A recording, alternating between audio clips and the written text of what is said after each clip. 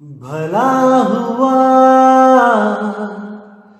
मेरी माला टूट गई, मैं राम भजन से छूटी। भला हुआ मेरी माला टूट गई, मैं राम भजन से छूटी। मेरे सिर से टली बला, भला हुआ मेरी माला टूट गई, मैं राम भजन से छूटी। मैं राम भजन से छूटी। नमस्कार मेरे प्यारे भाइयों, मेरे परमात्मा के प्यारे जीव हंसों। दास हमेशा परमात्मा से यही अरदास करेगा कि आप सब मेरे भाइयों का विवेक पहले से और ज्यादा और ज्यादा बढ़ता ही जाए। ऐसी कोई चीज ना रहे जो आपके समझ में ना आए, ऐसी कोई वाणी ना रहे जो आपको भ्रमित कर पाए। क्योंकि दोस्तों आपको बताना चाहूंगा कि वाणी बहुत प्रकार की है। सार वाणी और असार वाणी दोनों प्रकार की वाणियां होती हैं। लेकिन सतगुरु क्या कहते हैं कि हमने सार वाणी को ग्रहण कर लेना है और असार वाणी को त्याग देना है। जैसे जब हम किसी बच्चे को स्कूल में डालते हैं तो उसकी जो पढ़ाई होती है वो बहुत ही छोटे लेवल की होती है। जैसे A for apple, B for bat, C for cat, वो पूरा साल यही रटता है कि ए से एप्पल, बी से बैट, सी से कैट। लेकिन जब वो 5वीं में आ जाता है या 10वीं में आ जाता है तब उन किताबों का कोई मतलब नहीं होता। अगर कोई 10वीं का बच्चा उस किताब को पढ़ने लग जाए दोबारा से तो उसको कोई ज्ञानी नहीं बोलेगा, उसको एक नादान बालक बोला जाएगा कि ये बच्चा है। इसी प्रकार वाणियों में भी लेवल होता है। शुरुआत की वाणियां बहुत छोटे निम्न लेवल की होती हैं, उसके बाद कुछ लेवल ऊंचा किया जाता है ताकि उसको कुछ समझ में आए। उसके बाद और लेवल ऊंचा किया जाता है। जो सबसे टॉप का लेवल होता है वो सारवाणी होती है, वो भेदवाणी होती है। उसके लिए भेदी गुरु की जरूरत पड़ती है। जैसे आपको बताया था मैंने कि 4 प्रकार के गुरु होते हैं। पहले प्रकार का जो होता है वो चींटी की चाल से चलना सिखाता है। दूसरा जो होता है वो मकड़ी की चाल से चलना सिखाता है। जो तीसरे प्रकार का गुरु होता है वो मछली की चाल से चलना सिखाता है। और जो चौथे प्रकार का गुरु होता है वो विहंगम चाल से चलना सिखाता है। ये चारों चालें अलग अलग हैं। और अगर कोई कहे कि ये चारों चालें बदल जाती हैं, यानी पहले मैं चींटी की चाल चलूंगा, फिर अपने आप ही वो मकड़ी की चाल बन जाएगी, फिर अपने आप ही भक्ति करते करते वो मछली की चाल बन जाएगी और फिर वो विहंगम हो जाएगी, तो ऐसा नहीं होता। ऐसा अगर हो जाए तो जो आपको राम नाम देते हैं, जो लोग राम जी की कथा गाते हैं और केवल राम जपने के लिए देते हैं, तो उस राम से भी आपका मोक्ष हो जाना चाहिए। क्योंकि वो राम का भी एक जाप है। अगर जाप जपते जपते स्वयं अजपा हो जाए और वही अनहद हो जाए और वही सार हो जाए, फिर तो सतगुरु की जरूरत ही नहीं है।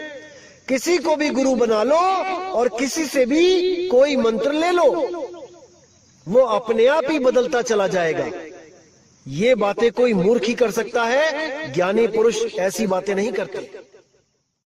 तो मेरे भाइयों, आज जो हम वाणी लेंगे वो गरीबदास जी की वाणी लेंगे और एक वाणी नहीं लेंगे, कई वाणियां ली जाएंगी जिनके बीच बीच में अर्थ बताए जाएंगे, वो गूढ़ रहस्य बताए जाएंगे। जिसके लिए मैं हमेशा बोलता हूं कि मूर्खों को समझाने के लिए, कम अकल जीव को समझाने के लिए बंदी छोड़ को कई तरह की लीलाएं करनी पड़ती हैं। बहुत कुछ छल छिद्र करने पड़ते हैं, कि ये जीव समझ जाए। कई जगह उन्होंने लोकों का वर्णन किया कि सतलोक में ये मिलेगा, वो मिलेगा, अलख लोक में ये होगा, वो होगा। गरीबदास जी ने भी बहुत कुछ बोला कि वहां पर ऐसे ऐसे मिठाइयां होंगी, हंस होंगे, हंसिनी होंगी, वहां पे नगाड़े बजेंगे, चंवर करेंगे, सिंहासन लगा होगा परमात्मा का, बहुत कुछ बोला। लेकिन वो सार नहीं है। आज सार और असार वाणी का निर्णय करेंगे कि एक ही संत दो चीजें कैसे बोल सकता है, वो भी एक दूसरे के विपरीत। आज इसका निबेड़ा करेंगे ताकि आपके आंखों से जो भ्रम की पट्टी है, जो इन अधूरे गुरुओं ने और कसके टाइट करके बांध दी है, आज उसको खोल देंगे। तो सबसे पहले वाणी लेते हैं गरीबदास जी की। क्या कहते हैं साहिब? सतगुरु के लक्षण कहूं मधुरे बैन विनोद, चार वेद शास्त्रा कहे 18 बोध। अब ये जब वाणी गरीबदास जी महाराज ने लिखी तो उसका कोई कारण था। उसका मतलब ये नहीं था कि जो इन वेद, इन 18 पुराण को जो समझाएगा वही सतगुरु होगा। अरे मेरे भाई, आज तक यही तो करते आए हैं हम लोग। अगर इन ग्रंथों को समझाने वाला सतगुरु होगा तो फिर संतों के ग्रंथों को समझाने वाला क्या होगा? इतना भी नहीं समझ पाया कोई। ये प्रथम क्लास की पढ़ाई है, पहली क्लास की, कि कम से कम जो कुछ भी नहीं करता है, जो मांस भक्षण करता है, शराब पीता है, तो कम से कम उस गुरु की शरण लग जा जो वेदों की कहानियां, जो पुराणों की कहानियां, श्री रामचंद्र जी की, श्री कृष्ण जी की कहानियां सुना के उसके मन में थोड़ा सा प्रेम पैदा करे कि भगवान भी कोई चीज है। ये इसलिए बोली गई है, इसलिए नहीं बोली गई है कि सतगुरु आके पुराण में बताएगा, खोल के वेद खोल के बताएगा। बिल्कुल नहीं। कैसे नहीं, वो अब बताते हैं। तो गरीबदास जी क्या कहते हैं? पोथी तो थोथी भई थूक बिलोवे काही, चार वेद पंडित पढ़िया ओ अक्षर नहीं माही। ओह अक्षर नहीं अक्षर कलम लिखिया नहीं जाए, पूछे व्यास सुखदेव को कथा कहत है काहे। तो साहिब ने बिल्कुल क्लियर कर दिया कि जो ये वेद पुराण गीता भागवत जो पढ़ पढ़ के जो आगे शिष्य बना रहे हैं उनके लिए बोल दिया कि पोथी तो थोथी भाई, कि इस पोथी में कुछ नहीं रखा भाई, थोथी है ये। थूक बिलोवे काही, कि जैसे दही को मथ के मक्खन मिलता है लेकिन पानी को मथ के कुछ भी नहीं मिलता है। लेकिन इसको तो थूक बोल दिया साहिब ने। थूक बिलोवे काही, चार वेद पंडित पढ़िया ओ अक्षर नाही माही, कि चारों वेदों का ज्ञान रख लिया तुमने पढ़ पढ़ के। आजकल के गुरुओं का भी यही हाल है, वेदों को घोट लेते हैं, पुराणों को घोट लेते हैं, फिर उन्हीं में से मंत्र उठा के पकड़ा देते हैं। साहिब कहते हैं ओ अक्षर नाही माही, जिस अक्षर की कबीर साहब, गरीब साहब, सब संत बात कर रहे हैं, वो अक्षर इन वेद पुराणों में है ही नहीं। एक अक्षर की बात है केवल, वो एक अक्षर जिसको मिल जाए उसका बेड़ा पार हो जाए। अब साहिब कहते हैं ओ अक्षर नहीं अक्षरम कलम लिखिया नहीं जाए, पूछो व्यास सुखदेव को कथा कहत है काहे। कि वो नी अक्षर, वो एक ऐसा अक्षर जो नी अक्षर है, जो अक्षरों में नहीं आता, वो कलम लिखिया नहीं जाए, उसको कलम लिख ही नहीं सकती। अरे तुम कौन से ग्रंथ ढूंढ रहे हो, कौन से ग्रंथों में उस अक्षर को ढूंढ रहे हो? वो किसी ग्रंथ में नहीं लिखा है, वो लिखा ही नहीं जा सकता, क्योंकि साफ बोल दिया कलम लिखा नहीं जाए। कलम के द्वारा उस अक्षर को लिखा ही नहीं जा सकता किसी ग्रंथ में। अरे तुम क्या सोच रहे हो, क्या पढ़ रहे हो, क्या ढूंढ रहे हो ग्रंथों में? वो अक्षर ग्रंथों में नहीं है। जिसके लिए गरीबदास जी ने बोला 52 अक्षर लेख राम रंग होरी हो, वो आखर या में ना ही राम रंग होरी हो। रहे शेष का शेष राम रंग होरी हो, कागज कलम कलेश राम रंग होरी हो। कि ये कागज कलम कलेश है, ये अक्षर तुम्हें उलझाने के लिए बनाए गए हैं। अगर तुम इन अक्षरों का जाप करते हो, अगर इन अक्षरों को पढ़ के ज्ञान को समझते हो कि वो अनाम है, अकह है, अबोल है, अचल है, तो ये अक्षर तुम्हारे साथी हैं, ये तुम्हें दिशा दे सकते हैं। लेकिन अगर तुम वो अक्षर भी इसमें ढूंढते हो जो परमात्मा ने इन ग्रंथों से परे रखा है, तो तुमसे बड़ा मूर्ख कोई नहीं है भाई। परमात्मा ने साफ बोला है, 33 अरब ज्ञान हम भाखा, मूल ज्ञान को न्यारे राखा। वो मूल शब्द को, वो सार शब्द को न्यारा रखा है, हर ग्रंथ से न्यारा, क्योंकि वो लिखा ही नहीं जा सकता, उसको कोई लिख ही नहीं सकता, वो सार नाम ऐसा है। लेकिन इन अधूरे गुरुओं ने ऐसा जाल बुना कि सब उसमें उलझ गए, बुद्धि विवेक भ्रष्ट कर दी सबकी। लेकिन मेरे भाइयों, अब बिल्कुल चिंता ना करो, एक एक चीज को ऐसे खोल के समझा दिया जाएगा कि आने वाले अनंत युगों तक ये काल के दूत किसी को नहीं भरमा पाएंगे। ये मेरा वादा है आप लोगों से। लेकिन आपने भी पूरा विवेक लगाना है कि मैं कहना क्या चाहता हूं, तभी बात बनेगी मेरे भाई। अन्यथा मैं ऐसे ही बोल के एक दिन चला जाऊंगा और कुछ हाथ पल्ले नहीं लगेगा। इसीलिए बोल रहा हूं, पूर्ण विवेक जगा लो अपना। एक भी ऐसी चीज ना रहे जो आपको भ्रमित करे, दिल में शंका उत्पन्न करे, ऐसी कोई चीज ना रहे।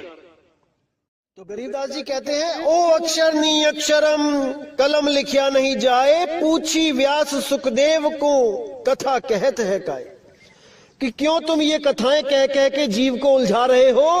वो अक्षर इन कथाओं में नहीं मिलेगा, ना ही इन कथाओं को सुन के किसी का मोक्ष होगा, क्योंकि मुक्ति केवल और केवल शब्द से मिलती है मेरे भाई। और शब्द ही मुक्ति का दाता है, शब्द ही गुरु है, कोई देह गुरु नहीं है। देह गुरु तो केवल शब्द का भेद बताने के लिए संसार में आता है, उसके बाद वो शब्द का भेद बता के चला जाता है। और जो शब्द का भेद आपको दिया जाता है, असल में वही शब्द गुरु है, जो आपकी सुरती की संभाल करेगा, जो आपकी सुरती को इस 3 लोक से पार करेगा। उसी शब्द को ध्याना है मेरे भाई, उसी शब्द को ध्याना है। जिसके लिए गरीबदास जी ने बोला, सुरग नरक नहीं मृत्यु है, नहीं लोक बंधान, गरीबदास जिंदा कहे शब्द सत्य प्रमाण। देखो यहां कितना क्लियर कर दिया। अगर आप विवेकी होगे, एक पल में समझ जाओगे कि यहां क्या बताया जा रहा है। सुरग नरक नहीं मृत्यु है, यानी जो ज्ञानी जीव होते हैं उनके लिए स्वर्ग नरक मृत्यु ये कुछ नहीं होता, कुछ भी नहीं होता। वो कभी मरते नहीं हैं, वो अमर होते हैं। ये दुनिया का भ्रम है कि कोई मर रहा है या कोई पैदा हो रहा है। आत्मदेव कभी मरता और पैदा नहीं होता, वो हमेशा हमेशा अचल है। अगर उस आत्मदेव को आपने अपने स्वरूप को प्राप्त कर लिया तो आप भी जन्म मरण से, स्वर्ग नरक से न्यारे हो जाते हो। तो यहां बिल्कुल क्लियर कर दिया, स्वर्ग नरक नहीं मृत्यु है, नहीं लोक बंधन, किसी लोक का बंधन नहीं है मुझे कि मैं सतलोक जाऊंगा, कि अलख लोक जाऊंगा, कि स्वर्ग जाऊंगा, कि ब्रह्म लोक जाऊंगा, कि पाताल लोक जाऊंगा। अब मैं किसी लोक में नहीं जाऊंगा, अब मैं शब्द में रहूंगा। आगे क्या कहते हैं, गरीबदास जिंदा कहे शब्द सत्य प्रमाण, कि वो शब्द सत्य है, ये प्रमाण दे रहा हूं मैं आपको। जिस शब्द में आपने सुरती को धरना है, अरे सुरत समाए शब्द में, वाह को काल ना खाए। किस शब्द को? शब्दे शब्द रहेगा भाई, दूनी सृष्टि सब परलो जाई। चलसी कच्छ मच्छ कुरंबा, चलसी धौल धरणी अठखंबा। आगे देखिए कितना स्पष्ट लिख दिया है, अक्षर रूप रहे नहीं कोई, जिन एती लीला समोई। नी अक्षर है रूप हमारा, हम ना चली चली संसारा। कितना क्लियर कर दिया कि मेरा रूप नी अक्षर रूप है, शब्द रूप है, मेरा धुन रूप है। नी अक्षर धुन जहां होई, सोगत जाने बिरला कोई। कितना स्पष्ट है कि शब्दे शब्द रहेगा भाई, दूनी सृष्टि सब परलो जाई। कि केवल और केवल शब्द ही रहेगा अंत समय में। ये जितनी भी सृष्टियां हैं, सतलोक, अलखलोक, अगमलोक, अनामी लोक, ये स्वर्ग, ये नरक, ये ब्रह्मलोक, ये पाताललोक, ये सब नष्ट हो जाएंगे। क्योंकि ये सब पैदा हुए हैं, ये बने हैं। जो बना है वो एक दिन बिगड़ेगा। क्या नहीं बना? शब्द नहीं बना। कौन सा शब्द नहीं बना? जो 52 अक्षरों से न्यारा है, जो शब्द स्वरूपी राम है, जो शब्द धुन है, जो अखंड निरंतर धुन है, वो कभी नहीं ना बनी और ना उसका कभी अंत होगा। उसी धुन में सुरत को हमेशा रखना है, तभी काम बनेगा मेरे भाई, तभी काम बनेगा। तो कहते हैं अक्षर रूप रहे नहीं कोई, जिन एती लीला समोई। अक्षर रूप यानी इस 3 लोक में जो भी अक्षरों के द्वारा कहा जा सकता है, देखा जा सकता है, लिखा जा सकता है, बोला जा सकता है, वो सब खत्म हो जाएगा। अक्षर रूप रहे नहीं कोई, जिन एती लीला समोई। नी अक्षर है रूप हमारा, हम ना चले चली संसारा। मेरा रूप नी अक्षर रूप है, जिसको हम पीव कहते हैं। 3 रूप बताए मैंने आपको, एक जीव रूप, एक शिव रूप, एक पीव रूप। शर, अक्षर, नी अक्षर। तो जो पीव रूप है वो नी अक्षर रूप है, वो दोनों से परे है। उसको जानने से ही मुक्ति होती है, अन्यथा कोई मुक्त नहीं हो सकता, नहीं हो सकता। अब जैसे आप लोगों ने भी वाणी सुनी होगी गरीबदास जी की, खंभ पार कर आए सतगुरु, खंभ पार कर आए, मात पिता कुल कौन तास के, ना किने जननी जाए। कोटि कला कल धूत पुरुष की, गाजत है राम राये, प्रथम तो बैराह भय है, अक्षर ठुकराए। दाने दरमली चूरन कीने, पारस पृथ्वी ले आए, हिरणा कुश नख उदर विदारे, कोपे बहुत रिसाए। तो देखिए यहां पर उन्होंने साफ कह दिया कि खंभ फाड़ के आए सतगुरु, खंभ फाड़ के आए, कि वो कबीर साहब ही खंभा फाड़ के आए। इसी तरह और भी लिखा कि द्रौपदी की लाज कबीर साहब ने बचाई, और भी बहुत कुछ लिखा। लेकिन ये सब लिखने का कुछ उद्देश्य था भाई, ये सारवाणी नहीं है। अगर आप ये मान के बैठ जाओ कि खंभा फाड़ के जो निकला वो कबीर ही था, तो कहां से सिद्ध करोगे कि कबीर साहब दया का सागर है? फिर तो वो किसी का पेट भी फाड़ सकता है। हजारों जीवों को मारा वहां है नरसिंह अवतार ने, फिर तो कबीर साहब जीवों को मार भी सकता है। अरे जब 52 बार मारा गया तब तो उन्होंने पलट के कभी वार किया नहीं। वहां पर कैसे किसी जीव को मार सकते हैं सतगुरु बंदी छोड़? इतनी भी बुद्धि नहीं लगा पाए, इतना भी विवेक नहीं जगा पाए, और इन अधूरे गुरुओं के कहने मात्र से उस खंबे को फाड़ने वाला जो काल का अवतार था उसको सतगुरु कबीर साहब घोषित कर दिया। हैरानी होती है मुझे कि उन गुरुओं को यही नहीं समझ में आया कि सारवाणी और असारवाणी क्या होती है। सारवाणी अलग होती है भाई, उसमें से सार निकालना पड़ता है, और असारवाणी होती है नादान शिष्यों के लिए, जैसे धर्मदास जी के लिए लोक बताए कि सतलोक में ऐसा होगा वैसा होगा, ताकि धर्मदास जी का मन बैकुंठ लोक से छूट जाए, ब्रह्मलोक जाने से मना कर दे। इसीलिए साहिब ने बोला, ना कहीं आना ना कहीं जाना, आपे में आप समाना, शब्द में शब्द समाना। इसीलिए बोला। तो क्या कहते हैं अगली वाणी में देखिए गरीबदास जी, तब आपको समझ में आएगा कि सारवानी और असारवानी क्या होती है। आइए देखते हैं। तो अपने ही ग्रंथ साहब में पेज नंबर 797 पर साफ लिखा है, साधो अविगत रूप अपारा हो, आसन असतल नहीं तास के, है माही पर न्यारा हो।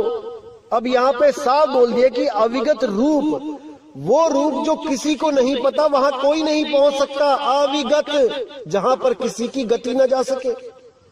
अविगत रूप अपारा हो, आसन असतल नहीं तास के, वहां कोई आसन नहीं लगा भाई।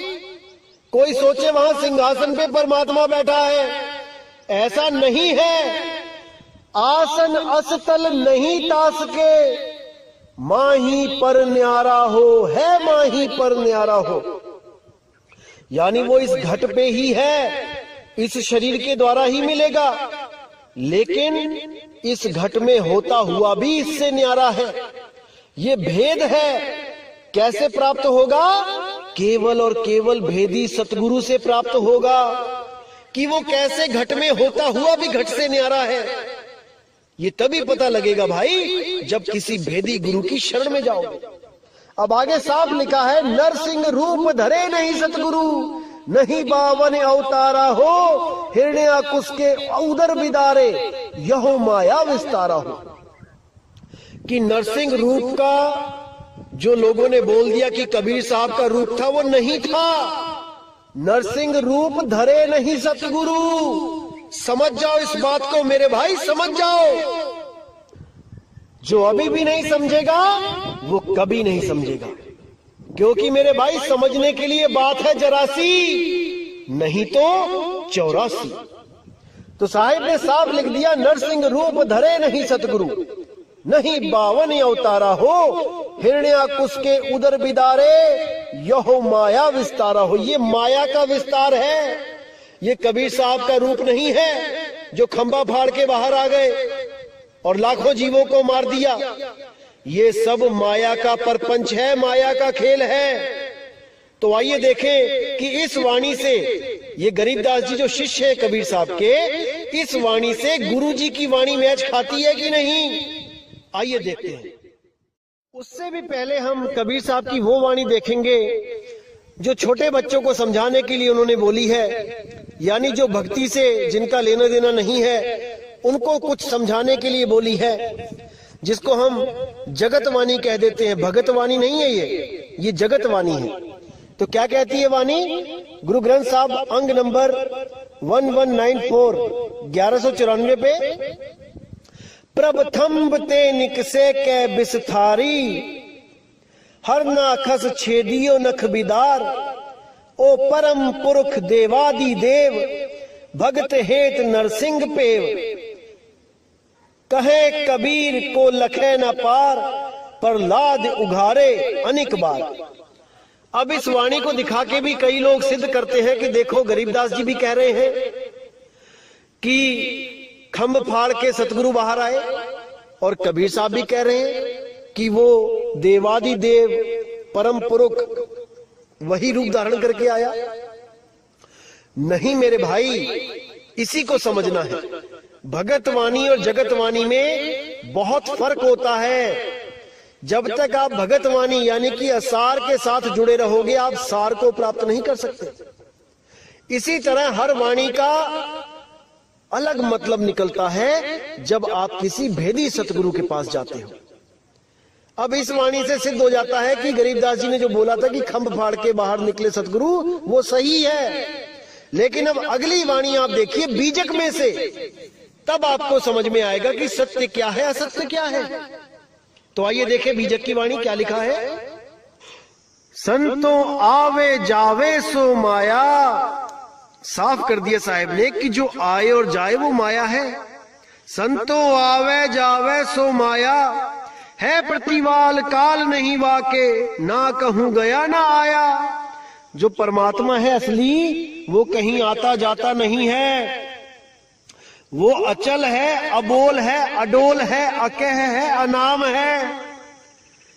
का मकसूद मच्छ कछ होना, संखा सुर न संहारा, है दयाल द्रोह नहीं वाके, कहूं कौन को मारा। कि वो तो दयाल है, वो किसको मारेगा।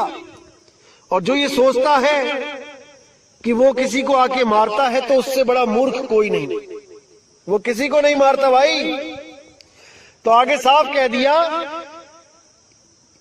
ये सब काम साहिब के नहीं, झूठ कहे संसारा, खंब फार जो बाहर होई, ते ही पतीजे सब कोई, हिरण्या कुस नख उदर बिदारे, सो करता नहीं होई। बावने रूप बलि को जाचे, जो जाचे सो माया, बिना विवेक सकल जग भर में, माया जग भर माया। बिल्कुल साफ कर दिया साहिब ने कि जिसके पास विवेक नहीं है, वो इस जग में भरमता ही रहता है, उसको कोई ठौर मिल ही नहीं सकता। क्योंकि एक तो विवेक कम है, ऊपर से कोई विवेक दे तो उसको अपना दुश्मन समझ लगते हैं, उसको दुश्मन समझने लगते हैं। यही उनकी पतन का कारण बनेगा। अगर सत्य के पुजारी हो मेरे भाई, तो सत्य को सुन के सत्य से प्रेम करना सीख लो। अगर सत्य को तज दोगे तो यहीं धक्के खाते रह जाओगे, यहीं भरमते रह जाओगे। जान पूज सांची तजे, अगर कोई भी जानबूझ के सत्य को तजता है, तो उससे बड़ा खुद का दुश्मन नहीं है उसका कोई, वो स्वयं का ही नाश करेगा।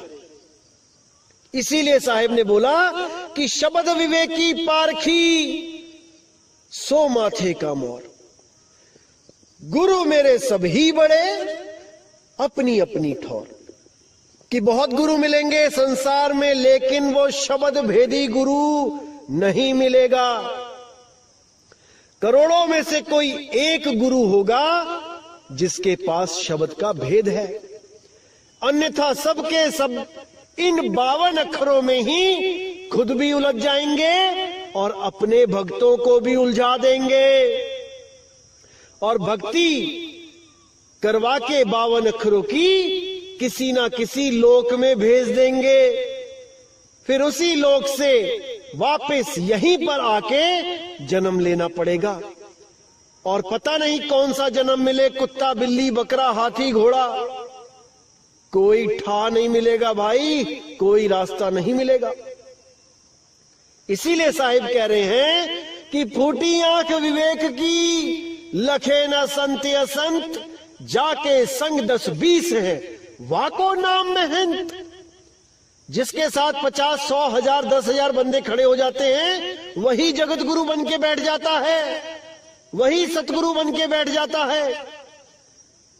अरे भाई, विवेकी सतगुरु को ढूंढो, अन्यथा यहीं भटकते रहोगे, यहीं भटकते रहोगे। तो इन वाणियों को पढ़ के अगर कोई ये सोचने लगे कि देखो कबीर साहब और गरीबदास तो दोगले हैं, एक जगह कहते हैं कि वो खंबा फाड़ के सतगुरु निकला, कबीर निकला, और एक तरफ कहते हैं कि वो माया थी, तो सब उनको दोगले समझने लग जाएंगे। लेकिन ऐसा नहीं है भाई।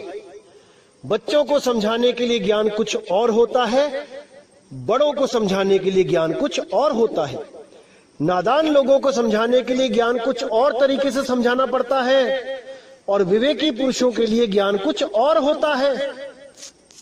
इसी तरह जब मैं कहता हूं कि किसी लोक में नहीं जाना, कोई लोक नहीं है, ये नहीं है, वो नहीं है, कहीं नहीं जाना, तो आप लोग मुझे झूठा समझने लग जाते हो। जबकि मेरी इस बात में बहुत बड़ा भेद छुपा होता है जो आपके समझ में नहीं आ सकता। इसीलिए कह रहा हूं कि मैं वही बोलता हूं जो कबीर साहब बुलवाते हैं। उन्होंने क्या बोला इन लोगों के लिए कि लोक आलोक शब्द है भाई, जिन जाना तिन संशय जाई। एक तरफ कबीर साहब ने पूरा जोर लगाया कि सतलोक में सतपुरुष है, ऐसे 16 पुत्र पैदा हुए, ऐसे सृष्टि बन गई, ऐसे काल के जाल में फंस गए सब जीव, और एक तरफ कह रहे हैं कि लोक आलोक शब्द है भाई, कोई लोक नहीं है, जितने भी लोक हैं ये सब जाल है, ये सब भरम जाल है, कोई लोक नहीं है। शब्द में आ जाओ, शब्द ही लोक है, शब्द ही परमात्मा है, शब्द ही गुरु है, शब्द से भिन्न और कछु नहीं। तो इस शब्द को समझ जाओ मेरे भाई। आप लोग इसलिए नहीं समझ पा रहे हो क्योंकि अभी आप पवित्र ज्ञान में उलझे हो। जिस दिन आपको मूल ज्ञान की समझ आ गई उस दिन आप पवित्र ज्ञान को त्याग दोगे। पवित्र ज्ञान तुम जग में भाखो, मूल ज्ञान गुप्त कर राखो। मूल ज्ञान तब लग छुपाई, जब लग द्वादश पंथ ना मिट जाई। मेरे भाई समय आ गया है, अब समझ जाओ मूल ज्ञान को। अभी भी नहीं समझे तो कभी नहीं समझोगे मेरे भाई, कभी नहीं। तो इसीलिए मेरे भाई वाणी बहुत प्रकार की है, वाणियों में बहुत गहरे भेद छुपे होते हैं, रहस्य होते हैं। हर आदमी के बस की बात नहीं होती है वाणियों को खोलना। इसीलिए मैं कह रहा हूं कि हमारे सत्संग को सुन के पूरा विवेक जागृत करो कि क्या बताया जा रहा है, और पूरा मनन करो। अपने आप से सवाल पूछो कि जो मैंने कुछ बोला है वो सत्य बोला है कि असत्य बोला है। मेरे भाई जवाब आपके अंदर से आएगा, किसी को पूछने की जरूरत नहीं पड़ेगी कि मैं क्या बोल रहा हूं। एक एक चीज अंदर से आएगी। और जिस दिन आप मेरी बातों को समझने लग गए, याद रखना मेरे भाई, उस दिन मैं नहीं कोई और समझा गया आपको। क्योंकि इस दास के बस की बात नहीं है कि किसी को समझा सके, क्योंकि 10 साल मैंने पूरी कोशिश करके देख ली थी समझाने की, पर नहीं समझा पाया। तो अगर कोई आपको समझा गया तो वो कोई और होगा मेरे भाई, वो बंदी छोड़ कबीर होगा। वही आपके विवेक को बढ़ा सकता है। इस दास में इतनी समर्थता नहीं कि किसी का विवेक बढ़ा सके। और जब बंदी छोड़ समझाना शुरू करेंगे मेरे भाई तो सपने तक में ये सत्संग चलेंगे, सपनों में भी आपको ये सत्संग प्राप्त होगा। इसको अनुभव करके देख लेना। याद रखना मेरे भाई, सपने में भी सत्संग चलेंगे, और जिस दिन सपने में सत्संग चलने लग गए उस दिन समझ लेना कि आपका आत्म कल्याण अब दूर नहीं है। अब बंदी छोड़ की नजर हो गई है आप पे, उसकी दया हो गई है आप पे। तो दोस्तों, आप लोग भी सोचोगे कि आखिर कबीर साहिब को, गरीबदास साहिब को ये सब करने की जरूरत क्यों पड़ी? क्यों अपनी ही वाणियों में अपनी ही वाणियों को काट के अधूरा साबित कर दिया? मेरे भाई, आप लोग की सोच वहां तक नहीं पहुंच सकती, क्योंकि उनको पता था कि गरीबदास जी के पंथ में एक से एक काल के दूत आएंगे और जीवों को भरमाएंगे। तो अपने जीवों के उद्धार के कारण उनको ये लीला करनी पड़ी। अपने ही ग्रंथ में 2 तरह का ज्ञान रखना पड़ा, क्योंकि उनको पता था काल के दूत सार को नहीं जान पाएंगे, वो असार को ही पकड़ेंगे। क्योंकि सार कोई मंत्र नहीं है, भेद है, और बिना भेदी गुरु के वो प्राप्त नहीं हो सकता। ये काल के दूत ग्रंथ पढ़ पढ़ के गुरु बन जाएंगे, मंत्रों को खोज खोज के लेके आएंगे, नया से नया मंत्र, लेकिन उस भेद को नहीं प्राप्त कर पाएंगे जो स्वयं कबीर साहब आके देते हैं। इसीलिए कबीर साहिब को, गरीबदास जी को ये वाणियां लिखनी पड़ी। लेकिन साहिब ने निर्णय किया है कि सतगुरु ऐसा चाहिए जैसा सूप सुहाए, सार सार तो गही रहे थोथा दे उड़ाए। इन वाणियों में से भी सार को निकाल के और थोथे को जो उड़ा देगा वही बंदी छोड़ है, वही सतगुरु है। और दोस्तों, जहां पे भी मैंने बोला है कि ये असार वाणी है, असल में वो असार वाणी कहने को है, उसको हम जगत वाणी बोल सकते हैं, उसको हम पवित्र ज्ञान बोल सकते हैं। बंदी छोड़ तो कभी असार बोलते ही नहीं। अगर कहीं पे उन्होंने जगत वाणी को लिखा है, जगत वाणी को बोला है, तो वो हम लोगों के भले के कारण, नहीं तो उनको जरूरत ही नहीं थी। केवल और केवल कालदूतों से उस मूल ज्ञान को छुपा के पवित्र ज्ञान को उजागर करने का मकसद ही यही था कि ये मूल ज्ञान इनके हाथ ना लगे। भले इनके पास भेद ना हो, अगर ये लोग आत्मा की बातें करने लग जाते तो वो मूल ज्ञान के जैसे ही हो जाती। भले उनके पास मूल ज्ञान ना होता, लेकिन वैसी बातें करके वो जीवों को भ्रमित कर देते।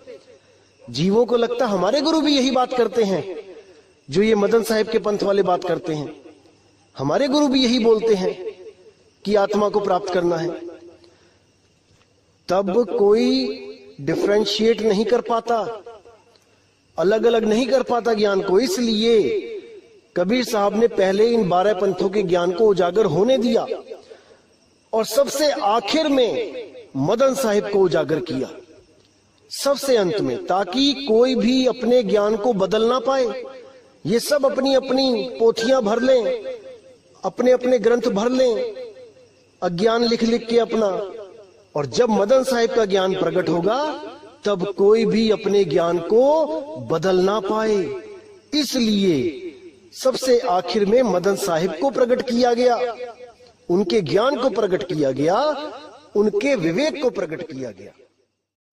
इसी तरह दोस्तों, मेरे भाइयों, संतों की वाणी में बहुत गहरे राज होते हैं।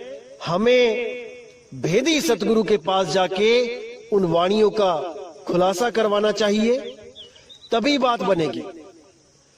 तो केवल वाणियों के आधार पे भक्ति नहीं शुरू कर देनी चाहिए कि कहीं पे लिखा है ओ हम सो हम जपो रंग होरी हो, तो वहां ओम सोम जपने लग गए।